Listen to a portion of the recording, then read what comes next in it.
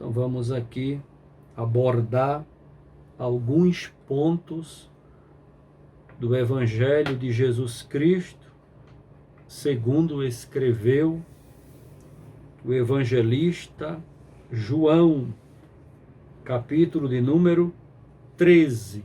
Nós encontramos nessa passagem, né? Jesus sabia da existência de um espírito competitivo no coração de seus discípulos. Na verdade, poucos minutos depois, esses mesmos homens estariam discutindo entre si para saber qual dentre eles era o maior. Existia isso entre os discípulos de Jesus. Está lá no Dr. Lucas, capítulo de número 22, versículo 24 a 30. Jesus lhes ensinou uma lição inesquecível sobre a humildade e, com seus gestos, repreendeu seu egoísmo e orgulho. Quando Jesus fez aí o exemplo do lava-pés, lavou os pés dos discípulos, Jesus estava dizendo para cada um deles que igreja não é lugar de competição. Tem muita gente competindo dentro das igrejas. Isso é feio. Nós temos que ajudar um ao outro. É possível que Pedro tenha se lembrado desse acontecimento ao escrever sua primeira epístola, estando seus leitores a cingir-se todos de humildade. Com certeza, 1 de Pedro, capítulo 5, versículo 5, Pedro diz que é para todos os crentes se cingir de humildade. Com certeza o apóstolo Pedro estava lembrando quando Jesus estava ali revelando o segredo da toalha e da bacia, né? Quando Jesus disse para Pedro: se eu não os lavar, você não tem parte comigo. Então, aqui nós observamos o apóstolo São Pedro aprendendo de verdade o que Jesus disse. Eu quero agradecer aqui ao meu amigo, meu irmãozão do meu coração, o Milton Vilela, que já chega chegando, meu irmão. Já chega colocando o versículo aí para todo mundo desfrutar. 1 de Pedro 5:5, né? Semelhantemente, vós, jovens, sede sujeito aos anciãos e sede todos sujeitos uns aos outros, revesti-vos de humildade, porque Deus resiste aos soberbos, mas dá graça aos humildes. Obrigado, irmão Milton Vilela, São Paulo. Saúde para o Senhor, boa noite, a paz do Senhor, saúde para o Senhor e toda a sua família, irmão Milton. Muito obrigado, meu amigão do meu coração. Então tá aí o versículo de 1 de Pedro 5:5. Com certeza Pedro estava lembrando desse ato da bacia e da toalha quando Jesus pegou, né? Toalha e uma bacia. Esses dois elementos, esses dois utensílios, abalou o coração dos discípulos de Jesus.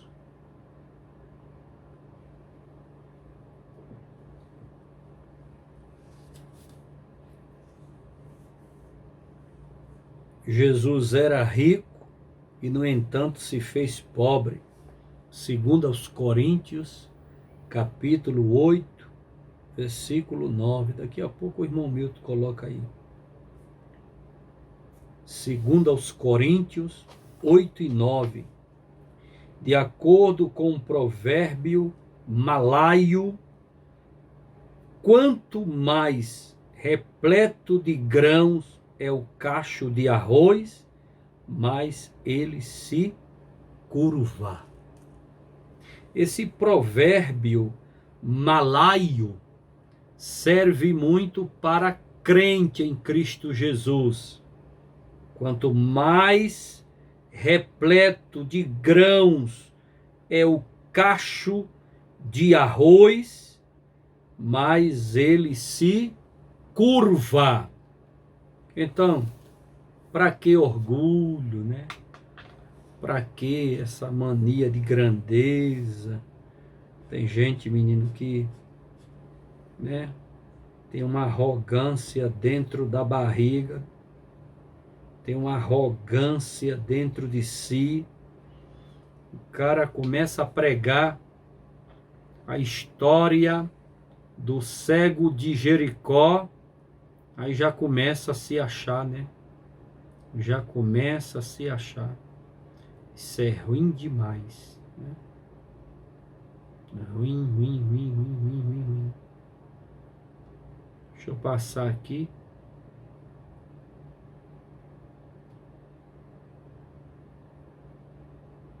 Passar aqui que tá. Então, segundo aos Coríntios, capítulo 8, versículo 9. Daqui a pouco o irmão Milton coloca aí para a gente ler. Tá? Então, guarda aí o provérbio malaio no teu coração. Quanto mais repleto de grãos é o cacho de arroz, mais ele se curva. Coisa linda, né? Então nós aprendemos no capítulo 13 do Evangelho de João, capítulo 13 do Evangelho de João, aprendemos sua expressão suprema de humildade, foi a morte na cruz. Aprendemos que toda a expressão suprema de humildade foi a morte na cruz do nosso Senhor e Salvador Jesus Cristo. Eu quero aqui saudar com muita alegria meu amigão do meu coração, João Manuel. A gente trabalhou ali junto na usina central Olho d'Água, homem de Deus. Paz do Senhor, João. Paz do Senhor, boa noite. Saúde para o Senhor e toda a sua família, viu? João Manuel, que Deus te abençoe, meu amado irmão do meu coração. Seja bem-vindo. Segundo aos Coríntios, capítulo 8, versículo 9. Porque já sabeis a graça de nosso Senhor Jesus Cristo, que, sendo rico, por amor de vós, se fez pobre, para que pela sua pobreza enriquecêssemos, né? Para que pela sua pobreza enriquecesseis, né? Enriquecesseis. Quem fez isso foi Jesus. Jesus se humilhou, né? Se humilhou em tudo, sobretudo, para nos enriquecer. O amado, querido Senhor e Salvador da nossa vida, Jesus Cristo, aquele que nós seguimos, adoramos, glorificamos, reverenciamos. Ele é o nosso Senhor e Salvador da nossa vida. Obrigado aí, irmão Milton.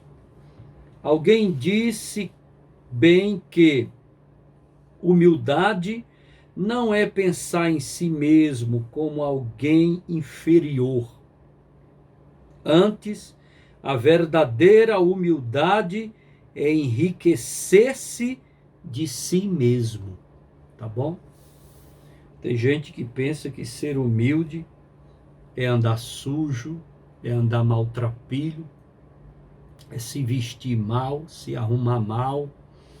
Isso não é humildade, né? Humildade é algo que brota de dentro para fora, é você servir ao seu irmão, respeitar o seu irmão, valorizar o seu irmão, aplaudir o seu irmão, se alegrar com a bênção dele, com a vitória dele. E quando ele estiver triste, chorando, o apóstolo São Paulo diz: alegrai-vos com os que se alegram e chorai com os que choram. Está na palavra.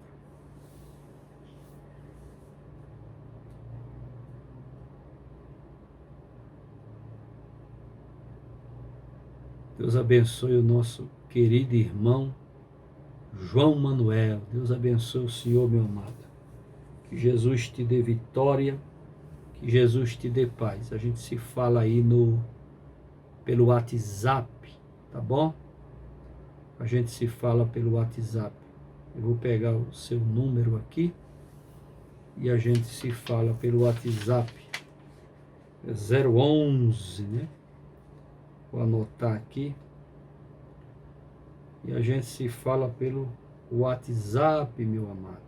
Tá bom? Que Jesus te abençoe. Já anotei aqui o seu WhatsApp e a gente entra em contato, tá bom? Jesus te abençoe, meu amado. Vamos aqui. A igreja está repleta do espírito secular de competitividade e de crítica. Enquanto os cristãos discutem entre si para saber quem é o maior dentre eles, crescemos em conhecimento, mas não em graça. Então veja bem, a igreja do Senhor Jesus Cristo, dos dias atuais, a igreja, né, está repleta do espírito secular de competitividade. Competitividade dentro da igreja é um perigo. Um competindo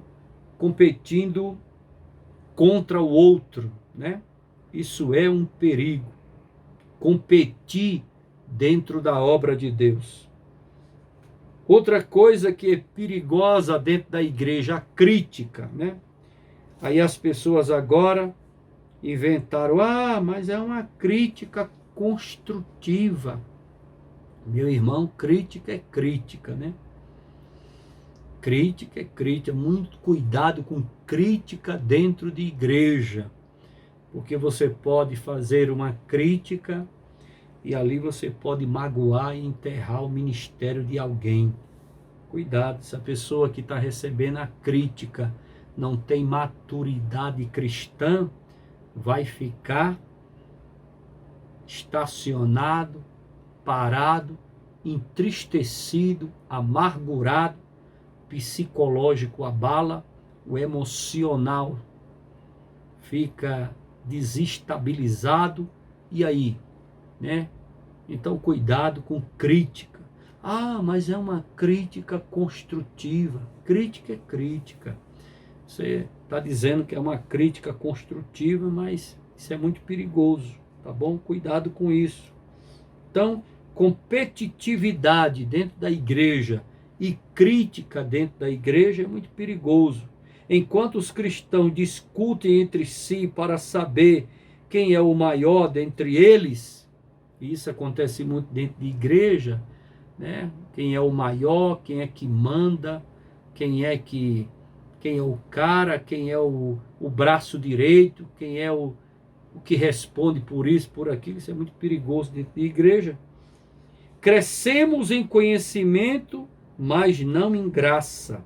Então vamos ler aí 2 de Pedro 3:18. Daqui a pouco o irmão Milton coloca 2 de Pedro 3:18.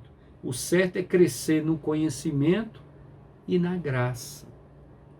A crítica e a competitividade pode até você crescer no conhecimento. Pode até você crescer no conhecimento. Porém, e a graça? Cadê o crescimento na graça? Não é isso? Eu vou explicar o que é crescer no conhecimento e crescer na graça, tá? Eu quero aqui dá bem-vindo à nossa querida e amada irmã, nossa querida e amada irmã Maria Bernardes. Irmã Maria Bernardes. Paz do Senhor, boa noite, seja bem-vinda. Saúde para a senhora e toda a sua família, viu? Irmã Maria Bernardes é uma mulher de oração. Nós temos ela no WhatsApp e é uma mulher de Deus. Que Deus abençoe. Tá bom? O irmão Milton aqui já colocou aqui.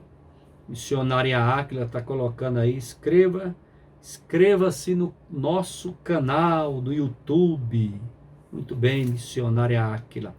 Bom, Milton colocou 2 de Pedro 3:18. Antes crescei na graça e no conhecimento de nosso Senhor e Salvador Jesus Cristo. A Ele seja a glória, assim agora como no dia da eternidade. Amém. Glória a Deus. Coloca aí o nosso também, glória a Deus, o irmão Milton. Muito obrigado pela sua vida, homem de Deus. Missionária Águila está colocando aí o nosso WhatsApp. O WhatsApp do pastor Jamaci. Quem quiser oração, né? Acesse aí o nosso WhatsApp. Então, quando o irmão Milton coloca aí o versículo de 2 de Pedro 3:18, crescer no conhecimento e na graça, o que isso significa? Significa o seguinte: crescer no conhecimento é letra. Mas cuidado com a letra. A letra mata e o espírito vivifica. A letra também traz muita soberba, muito orgulho. E a pessoa se acha. Quando o ser humano se acha, aí Deus perde ele. Aprenda isso, tá bom? Quando o ser humano gosta de se achar, Deus dá um perdido nele. Então a letra, ela exalta muito o homem. Ela deixa o homem se achando muito. A graça, crescei na graça e no conhecimento. Sabemos que conhecimento é letra, é estudar, é pesquisar, é examinar, é ler, é letras, né? Porém, a graça é o quê? Graça é jejum, graça é oração, graça é joelho, graça é santificação, graça é renúncia, graça é abandonar o pecado, graça é você investir na área espiritual.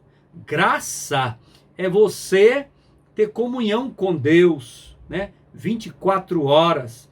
É andar na presença do Espírito. Graça é buscar os dons espirituais, o fruto do Espírito. Então temos que crescer na graça, tá? Para que possamos também ser humilde, né? Ser humilde em nome de Jesus. Evangelista Nazareno Bento, paz do Senhor, boa noite, saúde para o Senhor e toda a sua família, viu? Evangelista Nazareno Bento. Seja bem-vindo, meu irmão. Né? A humildade é o único solo em que a graça cria raiz. Anota essa frase aí no seu coração, na sua vida, no seu ministério. Anote essa frase na sua Bíblia, tá bom? A humildade é o único solo em que a graça cria raízes, tá bom? Então Pedro foi ficando cada vez mais apreensivo e confuso. Nós estamos estudando e falando sobre o quê? Evangelho de Jesus Cristo, segundo escreveu João, capítulo de número 13, o versículo 1 até o versículo 17. Obrigado, irmão Milton. A humildade é o único solo em que a graça cria raízes. Muito obrigado, irmão Milton. Pedro foi ficando cada vez mais apreensivo e confuso, enquanto observava Jesus lavar os pés dos seus amigos. Ao ler sobre a vida de Cristo nos evangelhos, é impossível não notar que, em várias ocasiões, Pedro falou impulsivamente e por ignorância e precisou ser repreendido por Jesus. Opôs-se à ideia de Cristo se entregar na cruz. Pedro foi contra a ideia de Jesus se entregar na cruz. Está lá em Mateus 16, 21 e 23. Né? E tentou interferir nos acontecimentos na transfiguração. Está lá em Mateus 17, 1 e 8. Não precisa a gente ler, né? Não precisa a gente ler. Declarou a fé dos discípulos. Está lá em João 6, 66 a 71. Sem saber que um deles era o traidor. Então o apóstolo São Pedro, muito impulsivo, né? Pedro, muito impulsivo, ele sempre agia impulsivamente, por ignorância, na maioria das vezes repreendido por Jesus, e Pedro ali não estava entendendo nada. É isso que eu sempre tenho falado. É muito complicado um crente espiritual conversar com um crente carnal. Parece que a linguagem não bate, né? Então, veja que quando nós, no capítulo 13 de João, olhamos o diálogo de Jesus com Pedro, nós encontramos duas coisas bem interessantes, né? Que o grego traz para nós, né? O grego, ele tem uma palavrinha no grego chamada nípito. Nípito significa lavar uma parte do corpo. E luo significa lavar-se por inteiro. Então, quando nós lemos, né, o segredo da toalha e da bacia, e quando Jesus diz a Pedro, se eu não os lavar, você não tem parte comigo, e Pedro não queria que lavasse seus pés, achou aquilo um absurdo. Aí depois Pedro muda de ideia, todo exagerado, todo tempo, ele muda de ideia. Se não é para ter parte contigo, Jesus, então lava minha cabeça, minhas mãos, né? Me dá um banho por completo. E a gente encontra nesse capítulo 13 de João, Evangelho, um significado muito importante, né, dessas duas palavras gregas, que é o nípito e o luo. Quando Jesus diz a Pedro, não precisa lavar a cabeça, porque a cabeça já está lavada, está se referindo à salvação. Tomamos um banho de graça a partir do momento que decidimos, né, seguir a Jesus como Salvador e Senhor da nossa vida. Então tomamos um banho de graça. Porém, Jesus diz, né, o detalhe das mãos, Pedro não precisa lavar nem a cabeça, que significa salvação por completo no banho de graça, no banho da graça de Cristo Jesus, nem também precisa lavar as mãos, porque as mãos significa o fazer, e o fazer quem fez foi Jesus. Fazer não é do homem, o fazer já foi feito. Jesus morreu na cruz do Calvário, fez por nós. E agora, a nossa parte é só ter cuidado na vida cristã, no dia a dia, e lavar os pés. Por que lavar os pés? Porque o significado de lavar os pés é andar em santidade.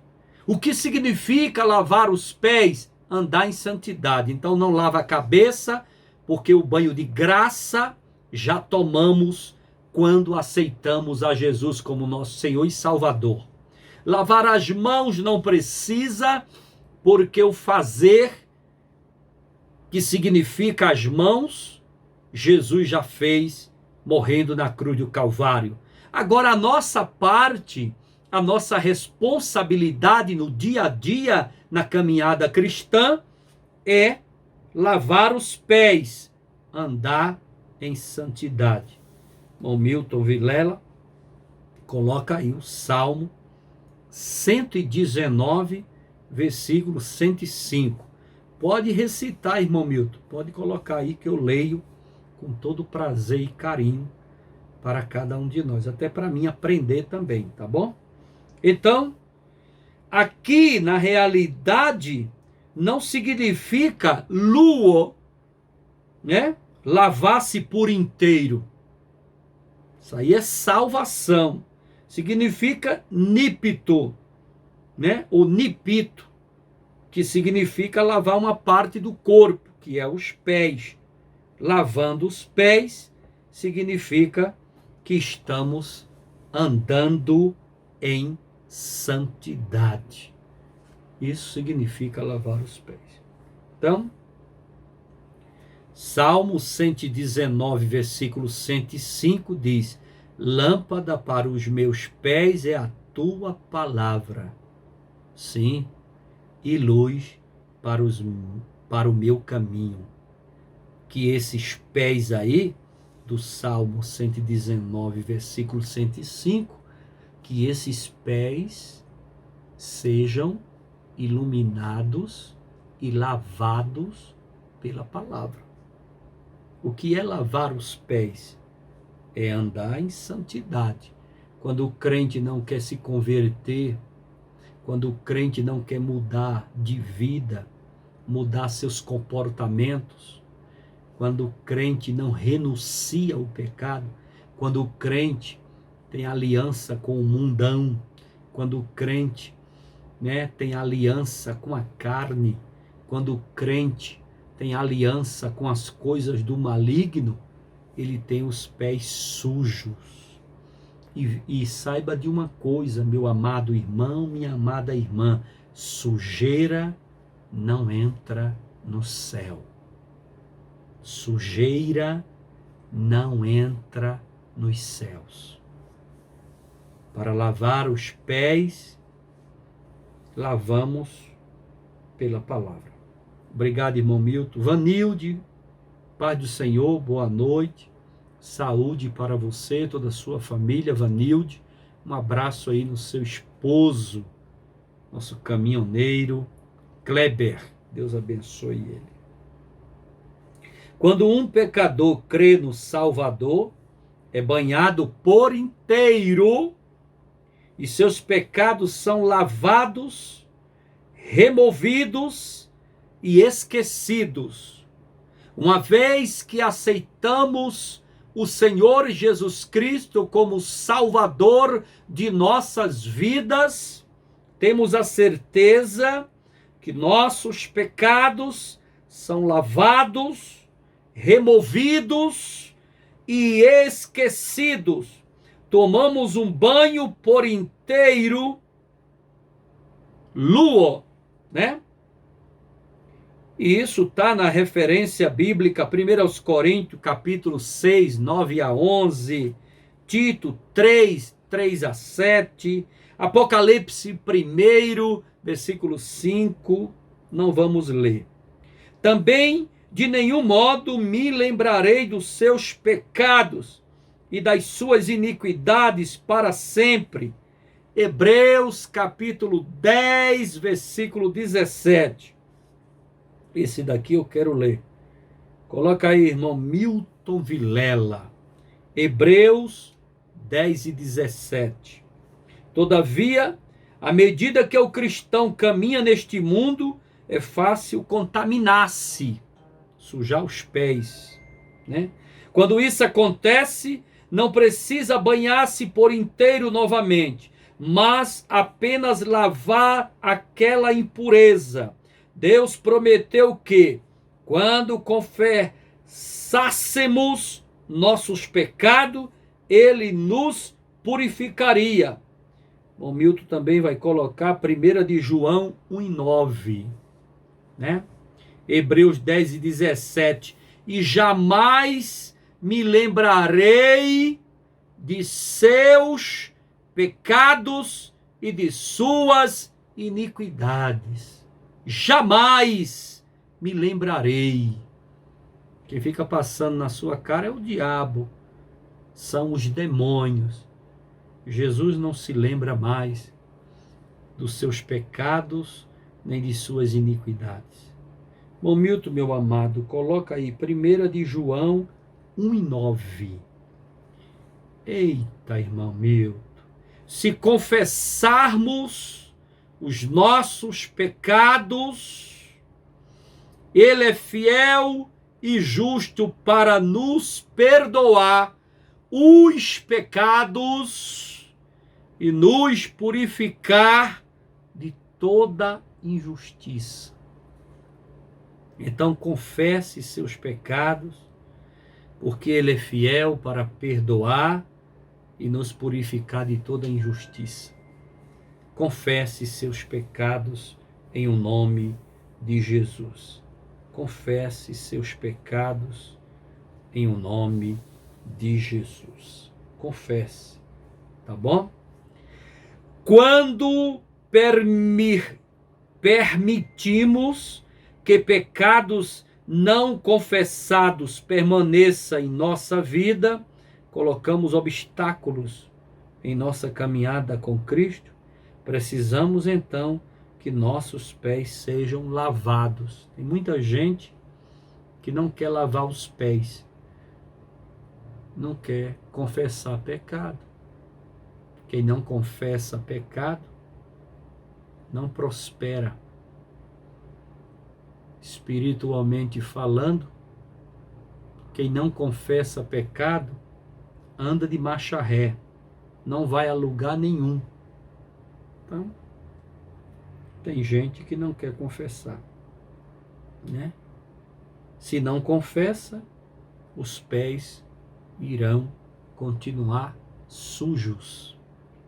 Tá bom? No Antigo Testamento, em sua consagração, o sacerdote era banhado por inteiro. O irmão Milton vai colocar aí, Êxodo 29 e 4. Êxodo 29 e 4. Nós encontramos o sacerdote banhando por completo, né? Porque na época do Velho Testamento, Jesus ainda não tinha morrido na cruz do Calvário. Então havia uma necessidade do sacerdote tomar um banho por inteiro. Hoje, salvo em Cristo Jesus, tendo o nome escrito no livro da vida, o banho é figurado. Êxodo 29, 4. Então farás chegar a Arão e a seus filhos à porta da tenda da congregação e os lavarás com água. Se você ler mais profundo, o banho era por completo, na consagração dos sacerdotes. Um ritual realizado uma só vez. No entanto, era normal ele se contaminar enquanto exercia seu ministério diário, falando do sacerdote, de modo que precisava lavar as mãos e os pés na bacia de bronze, que ficava no átrio. Êxodo 30, 18 a 21, nós não iremos ler. Só então poderia entrar no santuário para cuidar das lâmpadas, comer o pão da proposição e queimar o incenso, depois que ele lavava as mãos e os pés. Está falando do sacerdote. Então tudo tem a ver. Banho completo na consagração do sacerdote, depois para ele ministrar lá, né, dentro do tabernáculo, né, ele só podia cuidar das lâmpadas, comer o pão da preposição e queimar o incenso, depois que lavasse mãos e pés. Hoje mudou tudo isso. Estamos na era da graça. Banho completo é aceitar Jesus como Salvador. Banho completo, né? Lavar-se por inteiro, luo, né? E as mãos não precisa lavar, porque Jesus já fez o que tinha que fazer. E a nossa responsabilidade é lavar os pés constantemente, porque lavar os pés significa andar em santidade. Nipito, né? O grego chama de nipito, lavar uma parte do corpo. Lavar os pés é responsabilidade nossa. Meu amigo Adeildo Rodrigues, boa noite, paz do Senhor, saúde para o senhor e toda a sua família. Obrigado aí, viu? Adeildo Rodrigues ali de Juripiranga, Paraíba. Juripiranga é uma das minhas terras, né? Morei muitos anos ali, vizinho a Juripiranga. Então, que Deus abençoe o nosso amado e querido irmão Adeildo Rodrigues, toda a sua família, toda a sua casa, em nome de Jesus. Então, mas se pecarmos, temos um advogado na glória que ouve nossas orações de confissão e nos perdoa. 1 de João, capítulo 2, 1 e 2. Eu vou pedir ao irmão Milton Vilela, nosso amigão, para colocar aí 1 de João, capítulo 2, 1 e 2. Então, o nosso advogado está lá na glória, né? Que ouve nossas orações de confissão e nos perdoa. Então, pastor, então a Bíblia fala de orações de confissão. Fala sim, né? Faça as suas orações de confissões, né? Orações de confissão. Confesse através das orações seus pecados. Lá no céu tem um advogado para perdoar pecados, interceder por nós. Meus filhinhos, estas coisas vos escrevo, para que não pequeis. E se alguém pecar, temos um advogado para com o Pai. Quem é o advogado? O nosso Senhor e Salvador Jesus Cristo. 1 de João 2 e 2 diz: e ele é a propiciação pelos nossos pecados, e não somente pelos nossos, mas também pelos de todo o mundo.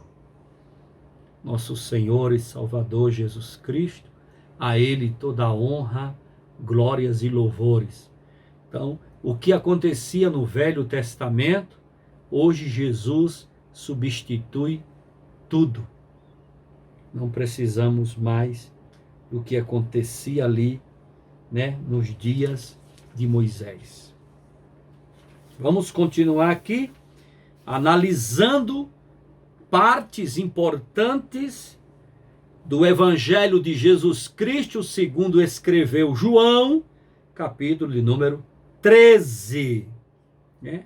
Cingiu-se com uma toalha e lavou os pés dos discípulos. Podemos aprender, né, uma lição importante com Pedro Não se deve questionar a vontade ou a obra do Senhor, nem tentar mudá-la.